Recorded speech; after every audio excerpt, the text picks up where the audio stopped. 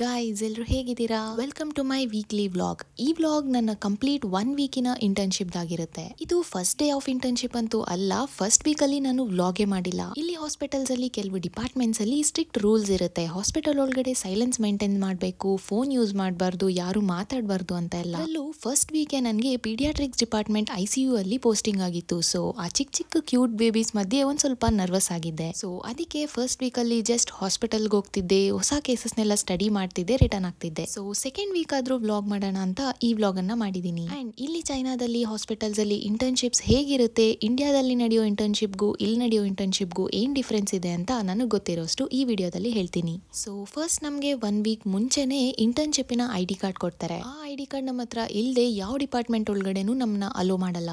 And posting ಕೂಡ ನಮ್ಗೆ 1 weak ಮುಂಚೆನೆ ಗ್ರೂಪ್ಸ್ ಆಗಿ ಡಿವೈಡ್ ಮಾಡಿ ಬೇರೆ ಬೇರೆ ಡಿಪಾರ್ಟ್ಮೆಂಟ್ಗೆ ಅಲಾಟ್ ಮಾಡಿರ್ತಾರೆ. ಬೇರೆ ಡಿಪಾರ್ಟ್ಮೆಂಟ್ಸ್ ಅಷ್ಟೇ ಅಲ್ಲ, ಬೇರೆ ಬೇರೆ ಹಾಸ್ಪಿಟಲ್ಸ್ಗೂ ಕೂಡ ಹಾಕಿರ್ತಾರೆ. ಇಲ್ಲಿ ಝೆಂಗ್ಜೋ ಹಾಸ್ಪಿಟಲ್ ಅಂದ್ರೆ ಅದರಲ್ಲಿ first affiliated, second affiliated, third affiliated ಅಂತ 5 ಅಫಿಲಿಯೇಟೆಡ್ ಹಾಸ್ಪಿಟಲ್ಸ್ ಒಂದೇ ಸಿಟಿಯಲ್ಲಿ ಬೇರೆ ಬೇರೆ ಕಡೆ ಇರುತ್ತೆ. ಸೊ ನಮ್ ಬ್ಯಾಚ್ ಅಲ್ಲಿರೋ ಅರೌಂಡ್ 200 ಸ್ಟೂಡೆಂಟ್ಸ್ ನ ಗ್ರೂಪ್ಸ್ ಆಗಿ ಡಿವೈಡ್ ಮಾಡಿ ಬೇರೆ ಬೇರೆ ಹಾಸ್ಪಿಟಲ್ಸ್ಗೆ ಅಲಾಟ್ ಮಾಡಿರ್ತಾರೆ. ಅಂಡ್ ನನಗೆ ಫಸ್ಟ್ ಅಫಿಲಿಯೇಟೆಡ್ ಹಾಸ್ಪಿಟಲ್ ಅಲ್ಲೇ ಪೋಸ್ಟಿಂಗ್ ಆಗಿದೆ. ಸೊ ಗ್ರೂಪ್ಸ್ ಎಲ್ಲ ಡಿವೈಡ್ ಆಗಿದೆ, ಫ್ರೆಂಡ್ಸ್ ಎಲ್ಲ ಡಿವೈಡ್ ಆಗಿ ಬೇರೆ ಬೇರೆ ಹಾಸ್ಪಿಟಲ್ಗೆ ಹೋಗ್ತಿದ್ದಾರೆ. ಇನ್ನು 1 ವರ್ಷ ಯಾರಿಗೂ ಜಾಸ್ತಿ ಕಾಣಿಸೋದೇ ಇಲ್ಲ. ಇಬ್ಬರನ್ನ ಒಂದ್ ಗ್ರೂಪ್ ಆಗಿ ಡಿವೈಡ್ ಮಾಡಿದ್ದಾರೆ. ಅಂಡ್ ನನ್ ಜೊತೆ ನನ್ನ ಗ್ರೂಪ್ ಅಲ್ಲಿ ಹೊಸ ಫ್ರೆಂಡ್ ಒಬ್ಬರು ಸಿಕ್ಕಿದ್ದಾರೆ. ಸೊ ನಾನು ಮತ್ತೆ ಅವರು ಈ ವರ್ಷ ಫುಲ್ಲು ಒಂದೇ ಡಿಪಾರ್ಟ್ಮೆಂಟ್ ಅಲ್ಲಿ ಇಂಟರ್ನ್ಶಿಪ್ ಮಾಡ್ತಿರ್ತೀವಿ. ಹಾಸ್ಪಿಟಲ್ ಎನ್ವೈರನ್ಮೆಂಟ್ ನಮ್ಗೇನು ಹೊಸದಾಗಿ ಅನ್ಸಿಲ್ಲ, ಯಾಕಂದ್ರೆ ನಾವು ಲಾಸ್ಟ್ 3 ಮಂತ್ಸ್ ಪ್ರೀ ಇಂಟರ್ನ್ಶಿಪ್ ಕೂಡ ಈ ಹಾಸ್ಪಿಟಲ್ ಅಲ್ಲೇ ಮಾಡಿದ್ವಿ. ಬಟ್ ನನ್ಗೆ ಫಸ್ಟ್ ವೀಕ್ ಅಲ್ಲೇ ಪೀಡಿಯಾಟ್ರಿಕ್ಸ್ ಡಿಪಾರ್ಟ್ಮೆಂಟ್ ಅಲ್ಲಿ ICU ಅಲ್ಲಿ ಪೋಸ್ಟಿಂಗ್ ಇತ್ತು. ಸೊ ಡಿಪಾರ್ಟ್ಮೆಂಟ್ ಒಂದ್ ಸ್ವಲ್ಪ ಹೊಸದಾಗಿ ಅನ್ನಿಸ್ತಿತ್ತು. ಅಂಡ್ ICU ಅಲ್ಲಿ ನಿಮಗ್ ಗೊತ್ತಿರೋ ಹಂಗೆ ತುಂಬಾನೇ ರೂಲ್ಸ್ ಅನ್ನ ಫಾಲೋ ಮಾಡ್ಬೇಕಾಗತ್ತೆ. ಅಂಡ್ ಇಲ್ಲಿರೋರ್ಗೆ ಇಂಗ್ಲಿಷ್ ಬರುತ್ತಾ, ರೆಕಾರ್ಡ್ಸ್ ಎಲ್ಲಾನು ಚೈನೀಸ್ ಅಲ್ಲೇ ಇರುತ್ತೆ, ಪೇಷಂಟ್ಸ್ ನ ಹೇಗ್ ಟ್ರೀಟ್ ಮಾಡ್ತೀರಾ ಅಂತೆಲ್ಲ ಕೇಳ್ತಿದ್ರಿ. ಇಲ್ಲ, ಡಿಪಾರ್ಟ್ಮೆಂಟಿನ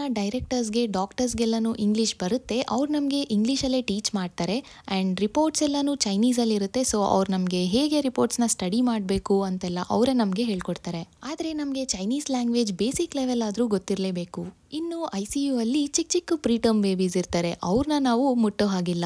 ಜಸ್ಟ್ ಅವ್ರಿಗೆ ಏನಾಗಿದೆ, ಏನ್ ಕೇಸ್ ಇದೆ, ಅವ್ರಿಗೆ ಏನ್ ಟ್ರೀಟ್ಮೆಂಟ್ ಕೊಡ್ತಿದ್ದಾರೆ ಅಂತ ಇದ್ರ ಬಗ್ಗೆ ಸ್ಟಡಿ ಮಾಡ್ಬೋದು ಅಷ್ಟೇ. ಬೇಬೀಸ್ ಎಲ್ಲಾನು ತುಂಬಾನೇ ಸೆನ್ಸಿಟಿವ್ ಆಗಿರ್ತಾರೆ ಅಲ್ವಾ. ಸೊ ನಾವು ಅಲ್ಲಿ ಹೋಗಿ ಮುಟ್ಟಿ ಬೇಡದಿರೋ ಇನ್ಫೆಕ್ಷನ್ಸ್ ನ ಸುಮ್ನೆ ಯಾಕೆ ಸ್ಪ್ರೆಡ್ ಮಾಡೋದು ಅಂತ ಹೋಗ್ತಿರ್ಲಿಲ್ಲ. ಈ ಡಿಪಾರ್ಟ್ಮೆಂಟಿನ ಡೈರೆಕ್ಟರ್ ಅಂತೂ ಸಕ್ಕದಾಗಿ ಟೀಚ್ ಮಾಡ್ತಾರೆ. ಪ್ರತಿಯೊಂದು ಬೇಬೀಸ್ ಕೇಸಸ್ ಅನ್ನು ಡೀಟೇಲ್ ಆಗಿ ಎಕ್ಸ್ಪ್ಲೈನ್ ಮಾಡ್ತಾರೆ. ಆಬ್ವಿಯಸ್ಲಿ ಕ್ವೆಶನ್ಸ್ ಕೂಡ ಕೇಳ್ತಾರೆ.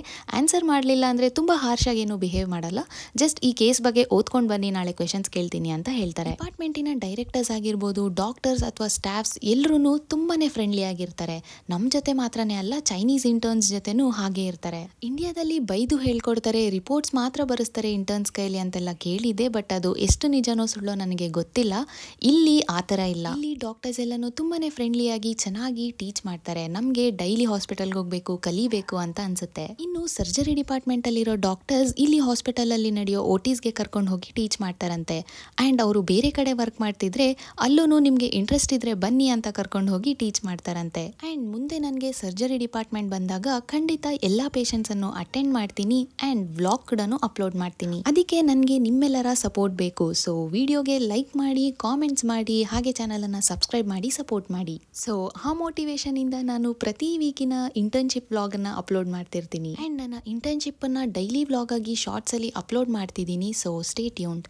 ಇನ್ನು ICU ಒಳಗಡೆ ನಾನು ಮೊಬೈಲ್ ಎಲ್ಲ ಯೂಸ್ ಮಾಡಿ ಬೇಬೀಸ್ ಫೋಟೋಸ್, ವಿಡಿಯೋಸ್ ಎಲ್ಲ ತಗೊಳ್ಬಾರ್ದು. ಸೊ ಅದಕ್ಕೆ ಆ ಕ್ಲಿಪ್ಸ್ ಅನ್ನ ಇಲ್ಲಿ ಆಡ್ ಮಾಡಲಿಲ್ಲ. ಅಂಡ್ ಇಲ್ಲಿ ನಮ್ಗೆ ಬೆಳಗ್ಗೆಯಿಂದ ಸಂಜೆವರೆಗೂ ಹಾಸ್ಪಿಟಲ್ ಅಲ್ಲೇ ಇರಬೇಕು, ಹಾಸ್ಪಿಟಲ್ ಕೆಲಸ ಎಲ್ಲ ಮಾಡಬೇಕು ಅಂತ ಏನು ಹೇಳಲ್ಲ. ಬಟ್ ನಮ್ಗೆ ಅಲಾಟ್ ಮಾಡಿರೋ ಡಾಕ್ಟರ್ ಜೊತೆನೆ ಇದ್ದು ಅವ್ರಿಗೆ ಸ್ವಲ್ಪ ಹೆಲ್ಪ್ ಮಾಡಿ ಅವ್ರ ಹತ್ರನೇ ಕಲ್ತ್ಕೊಳ್ಳಿ ಅಂತ ಹೇಳ್ತಾರೆ.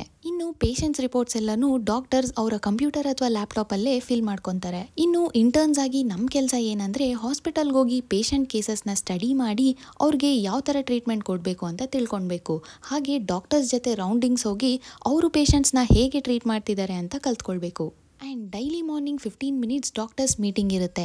ಅಲ್ಲಿ ಚೈನಾದಲ್ಲಿ ಕರೆಂಟ್ಲಿ ಯಾವ ಕೇಸಸ್ ಇನ್ಕ್ರೀಸ್ ಆಗ್ತಿದೆ, ಹೊಸ ಕೇಸಸ್ ಯಾವ್ದು ಬರ್ತಿದೆ ಅಂತೆಲ್ಲ ಅಪ್ಡೇಟ್ ಮಾಡ್ತಾರೆ. ಇಡೀ ವರ್ಲ್ಡ್ ಅಲ್ಲ, ಚೈನಾದಲ್ಲಿ ಮಾತ್ರ ಯಾವ ಕೇಸಸ್ ಇನ್ಕ್ರೀಸ್ ಆಗ್ತಿದೆ ಅಂತ ಅಪ್ಡೇಟ್ ಮಾಡ್ತಾರೆ. ಹೋಪ್ಫುಲಿ ಈ 1 ವರ್ಷದಲ್ಲಿ ನಮಗೆ ತುಂಬಾ ಜನ ಡಾಕ್ಟರ್ಸ್ ಜೊತೆ ಬಾಂಡಿಂಗ್ ಇರುತ್ತೆ. ಆ್ಯಂಡ್ 365 ಡೇಸ್ ಮುಗಿಯೋಷ್ಟರಲ್ಲಿ ನಮ್ ಹಿಂದೆ ಸುಮಾರು ಡಾಕ್ಟರ್ಸ್ ಇದ್ದು ನಮ್ಗೆ ಎಲ್ಲಾನು ಹೇಳ್ಕೊಟ್ಟಿರ್ತಾರೆ. ಇಲ್ಲಿರೋ ಡಾಕ್ಟರ್ಸ್ ಹೇಗಂದ್ರೆ, ನೀವು ಇಂಟ್ರೆಸ್ಟ್ ಇದ್ದು MBBS ಮಾಡಕ್ಕೆ ಬಂದಿದ್ದೀರಾ, ಕಲಿಯೋಕ್ಕೂ ಇಂಟ್ರೆಸ್ಟ್ ಇದ್ರೆ ಡೈಲಿ ಹಾಸ್ಪಿಟಲ್ ಹಾಸ್ಪಿಟಲ್ಗೆ ಬನ್ನಿ, ನಾವು ಖಂಡಿತ ಹೇಳ್ಕೊಡ್ತೀವಿ. ಆದರೆ ಇಂಟ್ರೆಸ್ಟ್ ಇಲ್ಲದೆ ಇರೋರು ಮನೇಲಿ ಕೂತ್ಕೊಂಡಿದ್ರೆ ಅವ್ರನ್ನ ಫೋರ್ಸ್ಫುಲಿ ನಾವು ಹಾಸ್ಪಿಟಲ್ಗೆ ಕರ್ಕೊಂಡು ಬಂದು ಹೇಳ್ಕೊಡೋದಕ್ಕೆ ಆಗಲ್ಲ ಅಂತ ಹೇಳ್ತಾರೆ. ಇನ್ನು ಅಟೆಂಡೆನ್ಸ್ಗೆ ಬಂದರೆ ನಮಗೆ 365 ಡೇಸ್ದು ಒಂದು ಅಟೆಂಡೆನ್ಸ್ ಶೀಟನ್ನು ಕೊಟ್ಟಿರ್ತಾರೆ. ಅಲ್ಲಿ ಕಂಪ್ಲೀಟ್ ಆಗಿ ನಮಗೆ ಅಟೆಂಡೆನ್ಸ್ ಇದ್ರೆ ಮಾತ್ರ ಗ್ರಾಜ್ಯುಯೇಷನ್ ಸರ್ಟಿಫಿಕೇಟ್ ಕೊಡ್ತಾರೆ. ಇಲ್ಲ ಅಂದರೆ ಎಕ್ಸ್ಟ್ರಾ ಡೇಸ್ ಮಾಡಬೇಕಾಗುತ್ತೆ. 365 ಡೇಸಲ್ಲಿ ನಮಗೆ 15 ಡೇಸ್ ಮಾತ್ರ ಲೀವ್ ತಗೊಳ್ಬೋದು. ಸೊ ಮೋಸ್ಟ್ಲಿ ಯಾರು ಮಿಸ್ ಮಾಡೋದಿಲ್ಲ. ಅಟ್ಲೀಸ್ಟ್ ಹಾಸ್ಪಿಟಲ್ಗೆ ಹೋಗಿ ಹಾಫ್ ಡೇ ಆದರೂ ಇದ್ದು ಬರ್ತಾರೆ. ನಮ್ಮ ಡಿಪಾರ್ಟ್ಮೆಂಟಲ್ಲಿ ನಮ್ಮ ಸೀನಿಯರ್ ಡಾಕ್ಟರ್ ಸ್ಯಾಟರ್ಡೆ ಸಂಡೇ ಬರೋದಿಲ್ಲ. ಸೊ ನಮಗೂ ಕೂಡ ಸ್ಯಾಟರ್ಡೆ ಸಂಡೇ ಹಾಲಿಡೇ ಇರುತ್ತೆ. ಪೀಡಿಯಾಟ್ರಿಕ್ಸ್ ಡಿಪಾರ್ಟ್ಮೆಂಟ್ ನನಗೆ 2 ಮಂತ್ಸ್ ಇದೆ. ಅದಾದಮೇಲೆ ಆಪ್ಸ್ ಗೈನಿ ಡಿಪಾರ್ಟ್ಮೆಂಟ್ ಇದೆ. ಸೊ ಅಲ್ಲಿ ಹೇಗಿರುತ್ತೆ ಅಂತ ನಿಮಗೆ ಅಪ್ಡೇಟ್ ಮಾಡ್ತೀನಿ. ಆ್ಯಂಡ್ ಇಲ್ಲಿ ನಡೆಯೋ ಇಂಟರ್ನ್ಶಿಪ್ ಬಗ್ಗೆ ನಿಮಗೆ ಇನ್ನೂ ಏನಾದರೂ ತಿಳ್ಕೊಳ್ಬೇಕಂದ್ರೆ ಕಮೆಂಟ್ಸ್ ಮಾಡಿ, ನಾನು ನೆಕ್ಸ್ಟ್ ಅದ್ರ ಬಗ್ಗೆ ವಿಡಿಯೋನ ಅಪ್ಲೋಡ್ ಮಾಡ್ತೀನಿ. ಇನ್ನು ಇಲ್ಲಿ ಚೈನಾದಲ್ಲಿ MBBS 6 ಇಯರ್ಸ್ ಇರುತ್ತೆ. ಅದರಲ್ಲಿ 5 ಇಯರ್ಸ್ ಥಿಯರಿ ಮತ್ತು ಲ್ಯಾಬ್ಸ್ ಇರುತ್ತೆ.